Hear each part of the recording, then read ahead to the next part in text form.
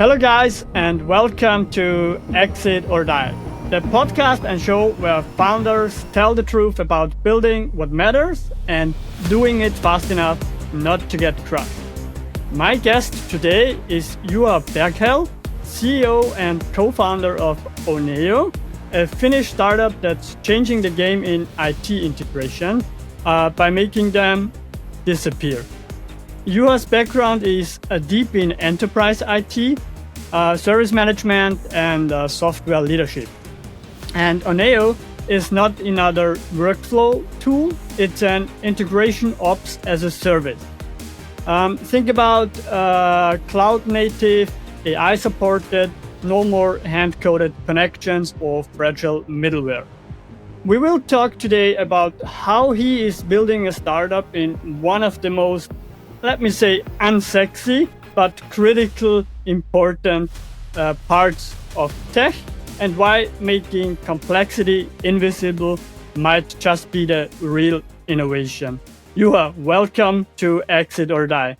So please give us your personal elevator pitch. Yeah, well, elevator pitch about the ONEiO and how we got here. You mean that? Yeah. So being in the IT industry, late 90s, myself and the colleagues, we were working in this space, and we were actually part of the problem. We were those consultants who tried to build these bridges on these platforms and the projects and all these, and then we saw that it's really bad for us and it's really bad for the customers.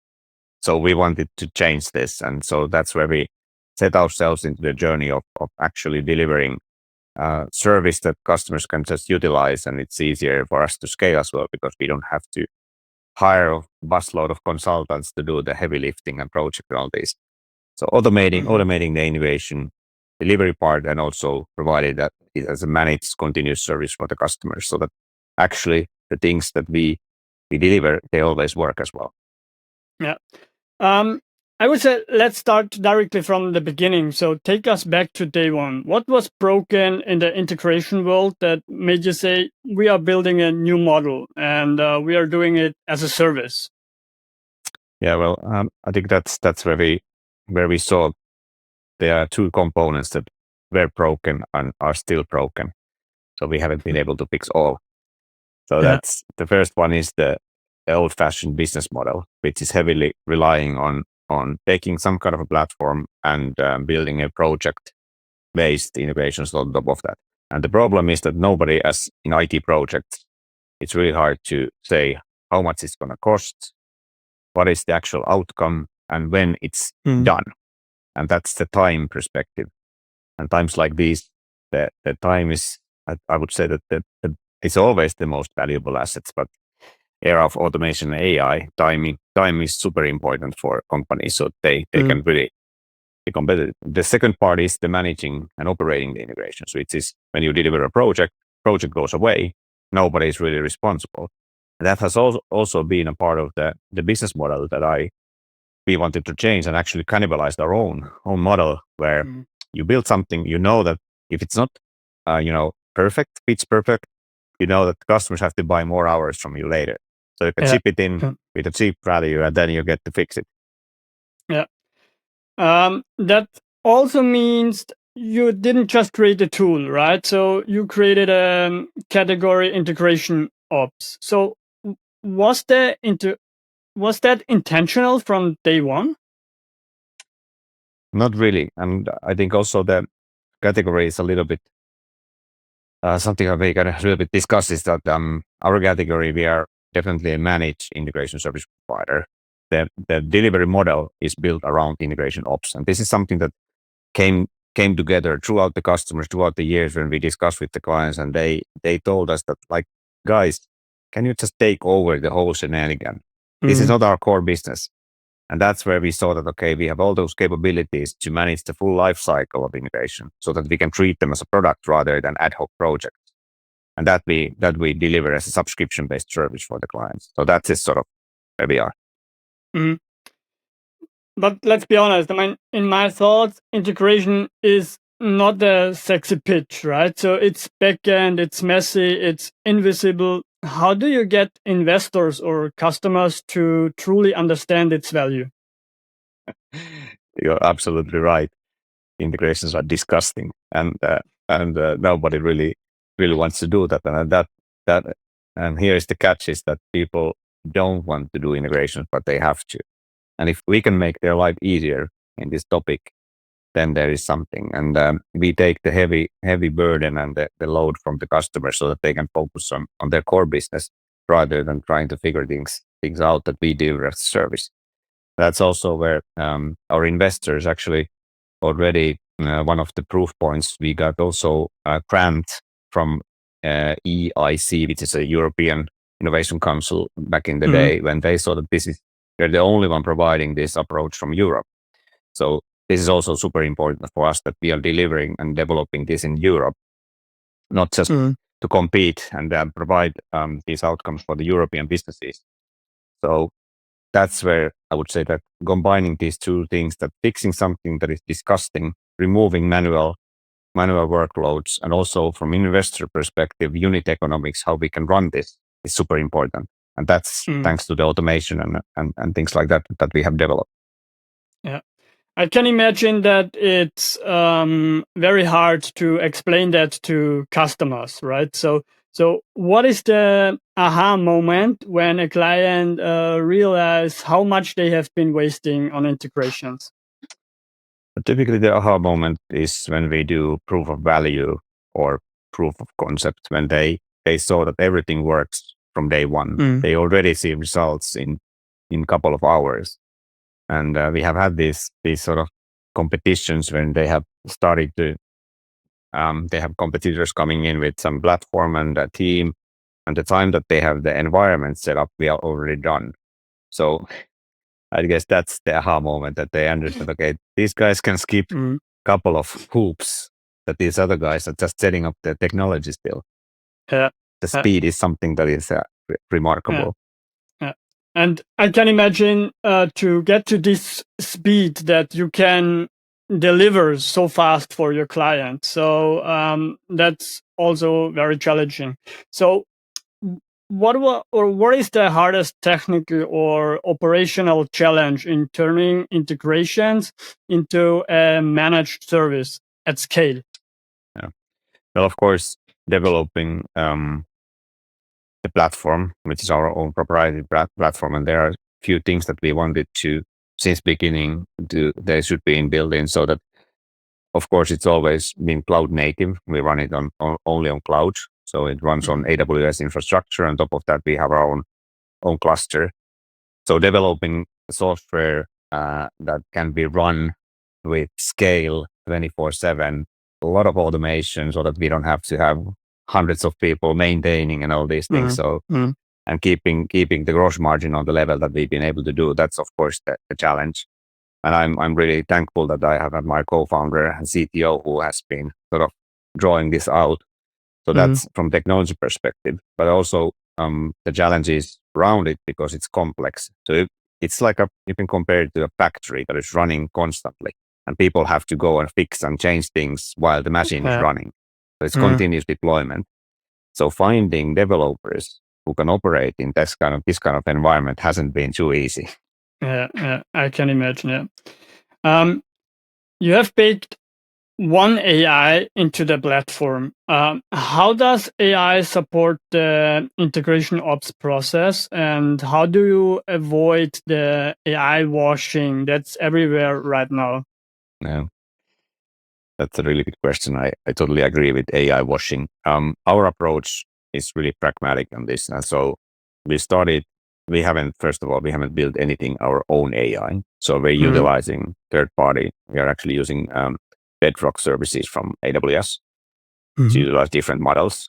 That gives us the flexibility. So the foundational part, and which we are super excited, is that since we've been running this service for a while now, so basically what we have as a context, we have hundreds of millions of brokered messages between like the largest organizations in the world, and also super complex integration logic that lives on our platform. And as you know, for AI, the context is the king. And if you have a good context, AI is good. If you have bad context, AI sucks. So we have this library, definitely. which is our own IP. And we've been using that to train AI model to support, for instance, our people and our customers who are doing this co-managed or self-managed model to speed up the deliveries when it comes to like complex use cases that might be a little bit tricky for a human brain to grasp. So AI can help to bring the suggestions for the logic if you have multiple integrations with different processes. So that's already there. So that's the first thing that we did. And then also when it comes to managing the integrations, kind of overcoming different kind of errors that are very common in integration use cases, that APIs don't work and all these things. So that makes our kind of a backbone work even smoother. So these are two pragmatic implementations of using AI. So you mentioned you are using third-party AI, but the library is your own IP. So could ONEiO ever become a full automation orchestration layer for large organization? So what's the long-term vision? Definitely can. And that's sort of, we have, from technology perspective, we have all the capabilities already available. What we have chosen is that we have still stayed in our home turf, which is IT and IT services. So we are vertically focused. However, some of our customers and partners are using ONEiO outside the like classical IT service management. So it's technical capabilities are there, but if you want to scale something, you need to focus. So that's why we've been staying as a vertical solution. Stayed as a vertical. Yeah. You are based in Finland, but you have landed customers across Europe and beyond, right? So how do you approach international growth from a Nordic headquarter? I mean, you know the discussion, Europe is falling behind the US and other parts of the world, right? So how can you manage that, or what's the goals are here? Well, first of all, as quite often there's a saying that Finland, for instance, it's not a country, it's a country club. So it's really easy to test out things, but you shouldn't fall into this like a trap of believing that it's the whole big picture when you close customers close by. Nordics, Scandinavia, I think that applies same. So we have built everything from the scratch to be international when it comes to technology as well as the organization. So that's where we started from, and our ambition is that we can really showcase something. That you're able to do something in Europe, you're able to do something from Scandinavia, Nordics, compete with the US companies. So that also means when you can reach the goals in the Nordics, you can reach the goals everywhere, right?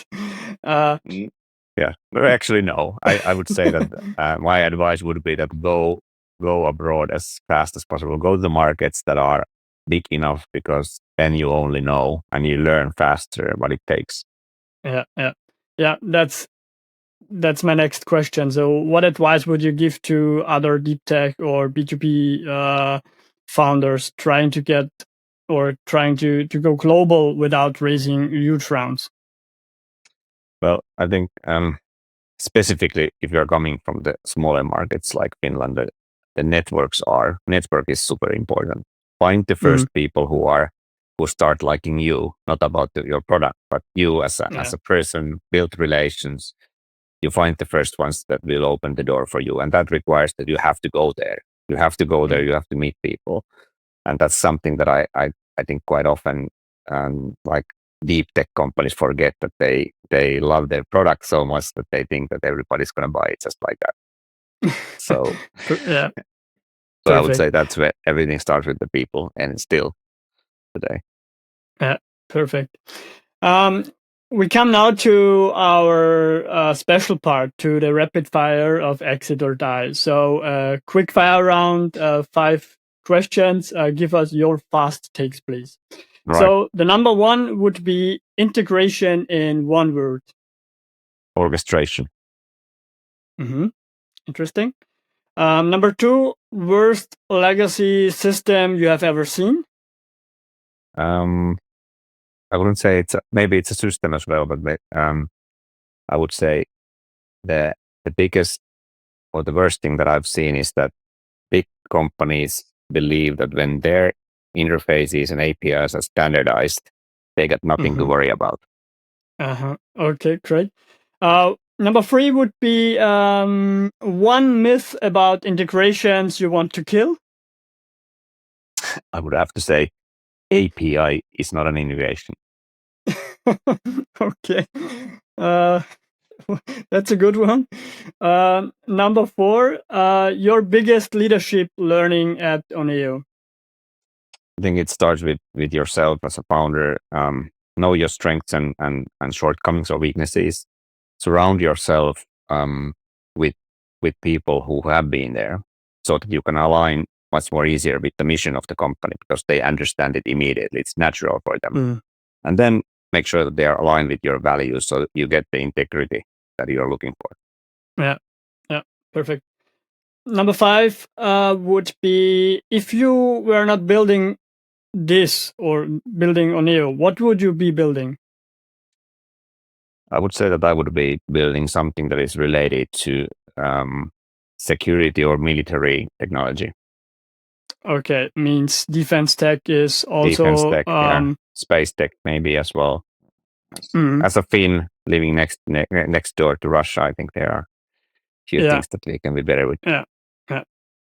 Yeah, awesome, Juha. I mean, we have one last question. What's one belief or mindset shift you think every founder in a technical space needs to make, so if they want to scale something truly useful?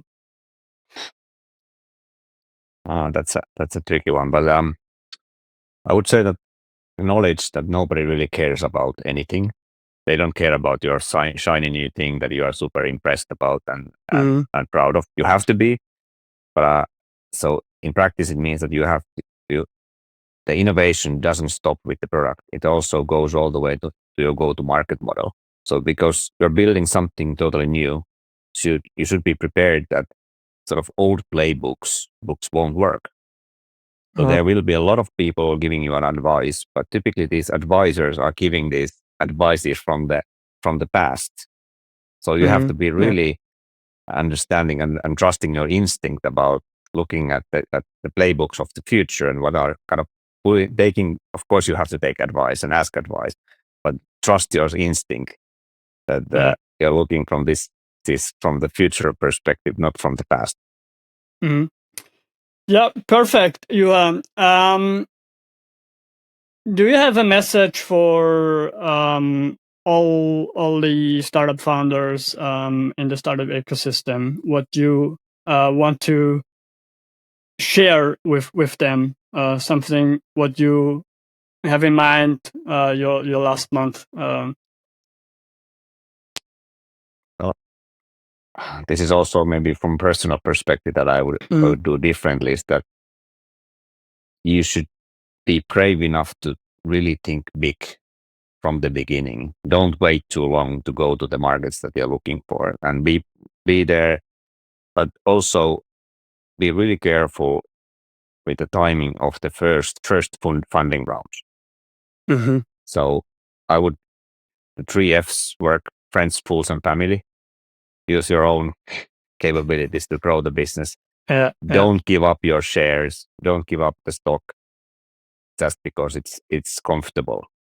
So, because at the end of the day, it's your business, it's your idea. Don't give it up too early, so that you keep your motivation up long enough. Yeah, means don't make it too easy with funding. So also take the hard times. Yes, in prepare building, to take many hard times. It's gonna be hard. Perfect. Yes, I mean, that's great insights. Awesome learnings. What you are building is really great, and the insights are very important, not only for us at Founders Today, but also for the other founders to see, and also for investors. I mean, to see that integration is also tech, is also very important, and is also important to work on, and also for the clients and customers outside there, that they see, okay, they are wasting so much time for all the other integration stuff. That's very cool. Thank you for your insights. Thanks for having me. Yeah. Yeah, guys, that's a wrap on today's Exit or Die episode. Massive thank you again, Juha, for reminding us that innovation is not always flashy. Sometimes it's just making that painful stuff disappear. Yeah, and from my side to all the other founders, if your product solves a boring but brutal problem, you might be sitting on gold. Just make sure to scale it before someone else does it. So my name is Peter, and this is Exit or Die. Thank you. Bye-bye.